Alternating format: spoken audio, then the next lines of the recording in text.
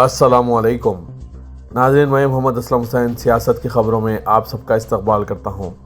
आज 20 जनवरी 2025 है। इस्लामिक तारीख के हिसाब से आज 19 रजब 1446 हिजरी है। पेश है आज की कुछ अहम खबरें। सर्दी की लहर के दरमियान कौमी दारकूमत दिल्ली में आज पीर की सुबह हवा का मियार इंतहाई नाक़िस ज़ुमरे में दर्ज किया गया। मरकज़ी आलूदगी कंट्रोल बोर्ड के मुताबिक आज पीर की सुबह 6 बजे एयर क्वालिटी इंडेक्स 349 रिकॉर्ड किया गया। IMD ने दिल्ली के कुछ हिस्सों में दरमियानी धुंध की पेशगोई की। दिल्ली में ज़्यादा से ज़्यादा और कम से कम दर्जे हरारत बिलतरतीब 23 से 26 डिग्री सेल्सियस और 8 से 9 डिग्री सेल्सियस के दरमियान है। महाराष्ट्र पुलिस ने आज पीर को बताया कि महाराष्ट्र के नंदरबार शहर में एक रिक्शा और मोटरसाइकिल के दरमियान हुए हादसे के बाद कम्युनिटी के आमने सामने होने के बाद पत्थरबाजी का एक वाक़या पेश आया। हाल पर काबू पाने के लिए पुलिस की नफरी मौके पर तैनात रही। अभी तक किसी जानी या माली नुकसान की इत्तला नहीं। इतवार की रात 10 बजे के करीब एक खास बरादरी के लोगों ने पथराव शुरू कर दिया। इससे पहले दिन में एक वाक़े के बारे में एक जुर्म दर्ज किया गया था, जिसके पस मंज़र में पथराव किया गया।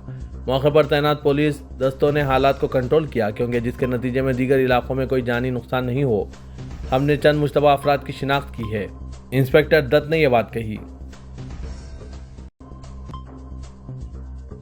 दिल्ली इंतखाबात से तकरीबन चंद दिन कबल बीजेपी लीडर और उत्तर प्रदेश के वज़ीर आला योगी आदित्यनाथ 23 जनवरी से कौमी दारकूमत दिल्ली में 14 इंतखाबी रैलियां और अवामी प्रोग्राम मुनक्किद करेंगे, जबकि पार्टी की मुहिम चलाई जाएगी।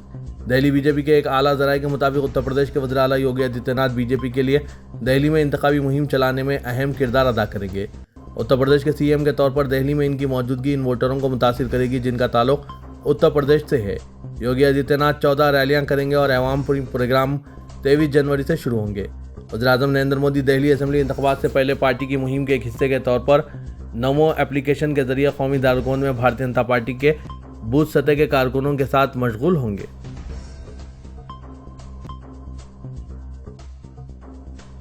साबिक़ chief justice of India Ranjan Gogoi ने यकसा सिविल कोड को कौमी यकजहती और समाजी इंसाफ की सिमत इंतहाई अहम कदम करार दिया और इस पर अमल आवरी से कबल इत्तेफाक राय पैदा करने की ज़रूरत पर जोर दिया। सूरत में एक अदबी फेस्टिवल से खिताब करते हुए राज्यसभा के रुकन पार्लियामेंट ने एक मुल्क एक चुनाव नज़रिए की तायद की और कहा है कि बार बार इंतखाबात से हुक्मरानी मुतासिर होती है, इंतज़ामिया और फाइनेंस पर दबाव पड़ता है और इंतखाबी थकन पैदा होती है। साबिक़ चीफ जस्टिस ने कहा है कि यकसा सिविल कोड एक इंतहाई तरक्की पसंद कानून है जो इन तमाम मुख्तलिफ रिवायात और रसूमात की जगह लेगा जो क़ानून में तब्दील हुए हैं। गोगोई ने कहा है कि इस बारे में कोई बहस नहीं है कि यह आर्टिकल 44 के तहत एक दस्तूरी मकसद है।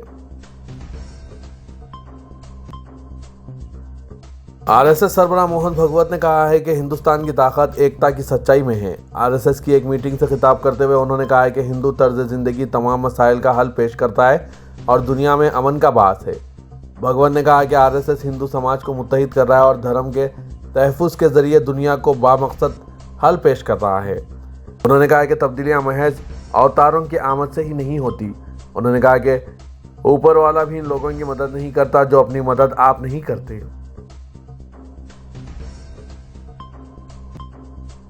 प्रदेश के इलाहाबाद में महाकुंभ मेले में शास्त्री पुल के नीचे वाक़ सेक्टर 19 में गीता प्रेस के कैंप में धमाके के बाद आग लग गई। देखते ही देखते आग सेक्टर 20 तक पहुंच गई। इस पर काबू पाने के लिए फायर ब्रिगेड की 1 डजन से ज़ायद गाड़ियों के अलावा SDRF और NDRF की टीमों को मौके पर भेजा गया। आग लगने की वजह से मेले में अफरा तफरी और भगदड़ मच गई। पुलिस और इंतजामिया के आला अफसरान की मौजूदगी में 1.5 घंटे की मशक्क़त के बाद आग पर काबू पाया गया। हादसे के बाद वज़ीर आला योगी आदित्यनाथ ने आला अफसरान के साथ जाए हादसे का फ़िज़ाई मुआयना किया और जबकि वज़ीर-ए-आज़म नरेंद्र मोदी ने भी इन्हें फ़ोन करके सूरत हाल दरियाफ़्त की। आतिशज़दगी के नतीजे में दोनों सेक्टरों में मौजूद 2 डजन से ज़ायद कैंप जल गए। ADG प्रयागराज भानु भास्कर के मुताबिक आग से किसी तरह के जानी नुकसान की इत्तला नहीं है। कुछ लोग मामूली ज़ख्मी हुए हैं जिनको इलाज के लिए अस्पताल भेजा गया। इतवार की शाम 4:30 बजे लगी आग के बारे में बताया जा रहा है कि कैंप में छोटे गैस सिलेंडर से खाना पकाने के दौरान धमाके के बाद ये आग लगी और देखते ही देखते मेले में अफरा तफरी मच गई। महाराष्ट्र के लातूर जिले में बर्ड फ्लू से कम 51 कौवों की मौत की तस्दीक के बाद इंतजामिया अलर्ट हो गई है और वबा को फैलने से रोकने के लिए इक़दाम पर तवज्जो दी जाने लगी है।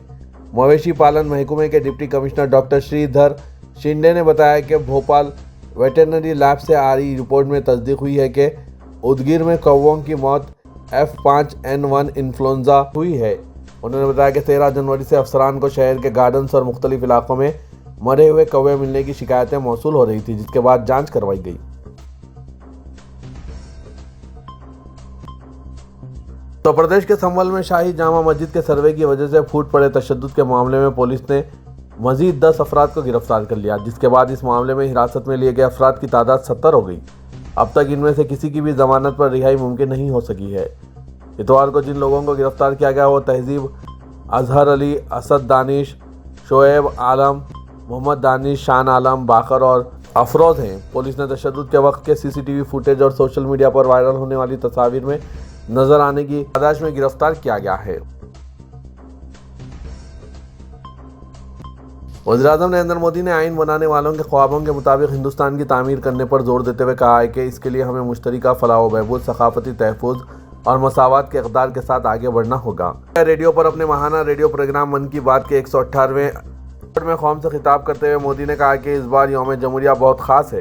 ये हिंदुस्तानी जमहूरिया की 75वीं सालगिरह है। उन्होंने कहा कि आइन साज असेंबली की इन तमाम अजीम शख्सियात को खिराज अक़ीदत पेश करता हूँ जिन्होंने हमें हमारा मुक़द्दस आइन दिया। उन्होंने कहा कि दस्तूर साज असेंबली के दौरान कई मौज़ूआत पर तवील बहस हुई। ये बहसें अरकान दस्तूर साज के ख्यालात, इनकी बातें एक अजीम विरसा है।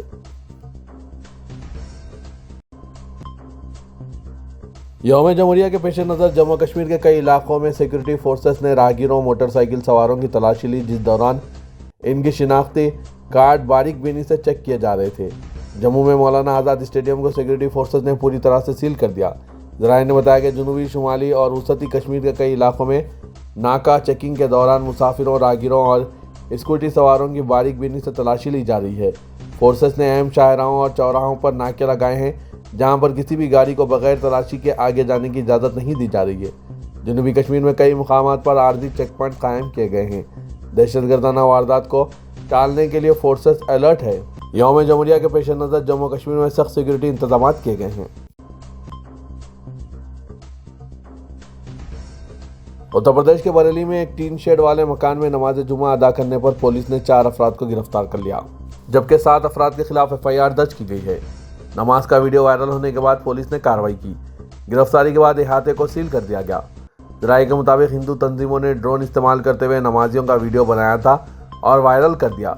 नेस पुलिस में इसकी शिकायत की। ये वाक़या बरेली के जाम सावन शुमाली नामी गांव का है। बहरी के station house officer Sanjay Tomar ने बताया कि गांव में एक ज़मीन पर टीन शेड में 20 से ज़ायद अफराद बगैर इजाज़त नमाज अदा कर रहे थे। मुकामी भगवा तंजीम हिंदू जागरण सेना की शिकायत पर पुलिस ने कार्रवाई की।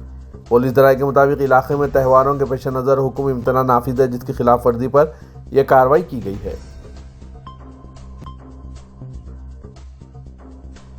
बॉलीवुड अदाकार सैफ अली खान पर कातिलाना हमले के मामले में गिरफ्तार किए गए मुलजिम को पुलिस रिमांड में भेजते हुए हॉलीडे कोर्ट के जज ने कहा कि पुलिस ने जो तफसीलात बयान की है, इसकी बुनियाद पर इस बात से इनकार नहीं किया जा सकता कि अदाकार पर हमला किसी आलमी सतह की साजिश का नतीजा हो। वाज़ेह है कि पुलिस ने मुलजिम का रिमांड हासिल करने की जो वजूहात बयान की है, इनमें यह बात भी शामिल है कि मुलजिम बांग्लादेशी है। वो गैर कानूनी तौर पर चंद माह कबल हिंदुस्तान में दाखिल हुआ है, इसलिए इन्हें यह पता करना है कि मुलजिम ने किसके पर यह वारदात अंजाम दी या किसी साजिश का नतीजा तो नहीं, और इस मामले में दीगर अफराद भी शामिल तो नहीं। इन बातों को मद्देनजर रखते हुए जज ने आलमी सतह की साजिश होने के इम्कानात के पर बात कही है। मरकजी वज़ीर दाखिला अमित शाह ने ऐलान किया है कि मरकजी हुकूमत ने गुज़िश्ता 6 माह में रियासत आंध्र प्रदेश के लिए 3 लाख करोड़ रुपए के जुमला प्रोजेक्ट मंजूर किए। उन्होंने विजयवाड़ा में national institute of disaster management southern campus और नेशनल डिजास्टर रिस्पांस फोर्स की 10वीं बटालियन के कैंपस का इफ्तिताह किया। इसके अलावा दीगर प्रोजेक्ट भी शुरू किए। इफ्तिताई तकरीब से खिताब करते हुए कहा कि वज़ीर-ए-आज़म नरेंद्र मोदी ने हुडको इदारा और आलमी बैंक से रियासत के दारकूमत अमरावती के लिए 27,000 करोड़ रुपए की फराहमी को यकीनी बनाया है। उन्होंने पेशरो YSR कांग्रेस हुकूमत के बारे में इज़हार ख्याल करते हुए रियासत के अवाम से कहा कि ज़ायशुदा 5 सालों पर तवज्जो ना दें। वज़ीर-ए-आला चंद्रबाबू नायडू और वज़ीर-ए-आज़म नरेंद्र मोदी रियासत की तरक्की के लिए मिलकर ज़्यादा तवज्जो के साथ काम करेंगे।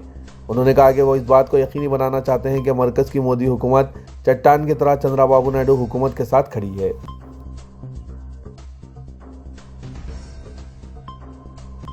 तेलंगाना के वज़ीर-ए-आला रेवंत रेड्डी को सिंगापुर के दौरे के दूसरे दिन एक अहम कामयाबी मिली, जब कैपिटल लैंड ग्रुप ने रियासत में IT पार्क के क़याम के लिए 450 करोड़ की सरमायाकारी का ऐलान किया। कैपिटललैंड ग्रुप का हेडक्वार्टर सिंगापुर में है और वो real estate investment and development company के तौर पर आलमी सतह पर अपनी शिनाख्त रखती है। कंपनी ने हैदराबाद में 1 मिलियन स्क्वायर फीट पर state of art IT park के क़याम से इत्तेफाक किया है, जिस पर 450 करोड़ रुपए की सरमायाकारी होगी। चीफ मिनिस्टर रेवंत रेड्डी और वजीर इंफॉर्मेशन टेक्नोलॉजी श्रीधर बाबू ने सिंगापुर में कैपिटललैंड ग्रुप के जिम्मेदारों से मुलाकात की। कैपिटललैंड के एग्जीक्यूटिव गौरी शंकर नागाभूषण तो वो executive director CapitaLand and trust management travel limited और Manohar Khiatani senior executive director CapitaLand investment से मुलाकात के दौरान तेलंगाना के प्रोजेक्ट पर इत्तेफाक राय हुआ है।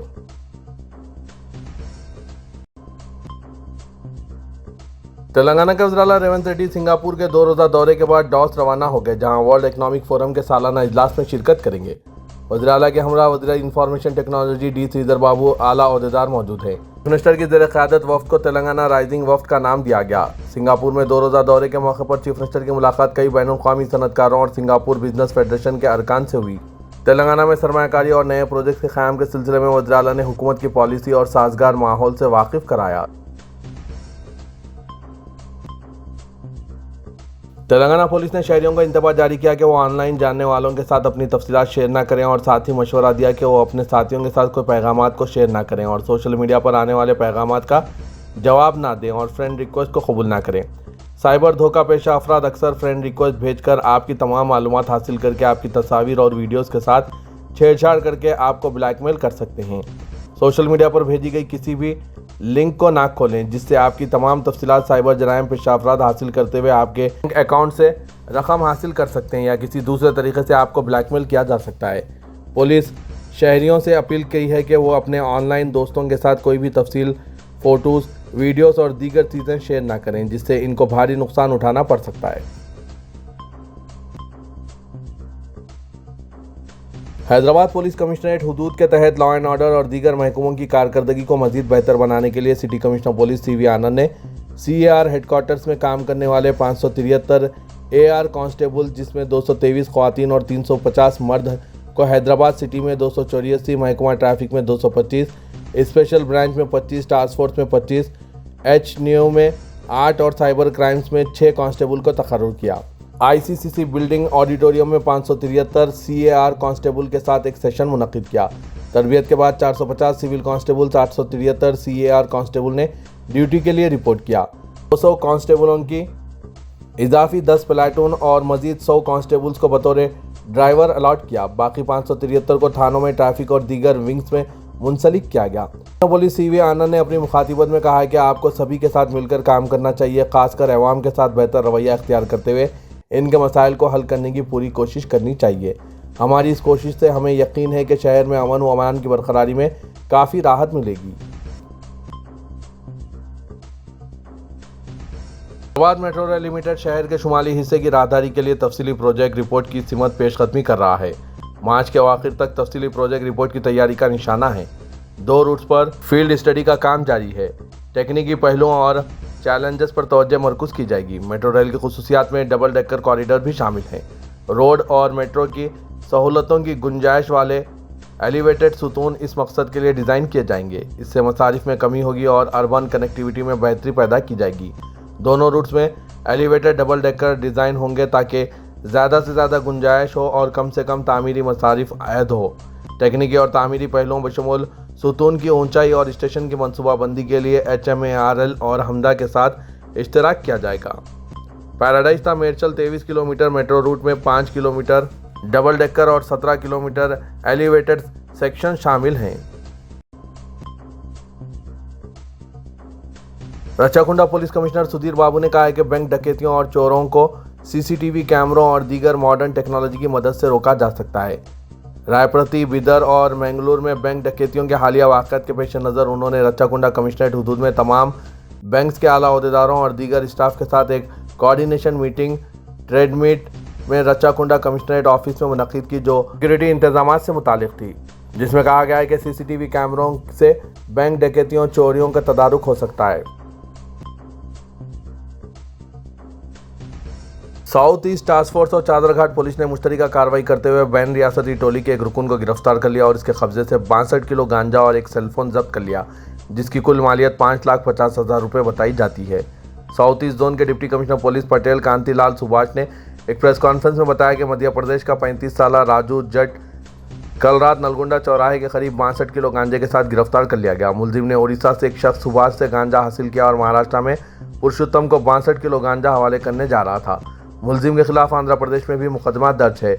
मुलजिम उड़ीसा से रामागंडम और हैदराबाद तक महाराष्ट्र जा रहा था कि उसे गिरफ्तार कर लिया गया। मुलजिम 11 जनवरी को उड़ीसा से रवाना हुआ था। मुलजिम की गिरफ्तारी में south east task force SI Sadaiah, Chaderghat inspector M Raja और sub inspector Sheikh B Sai Ram, M Madhu और कांस्टेबल सैयद मोहम्मद अजीज ने अहम रोल अदा किया।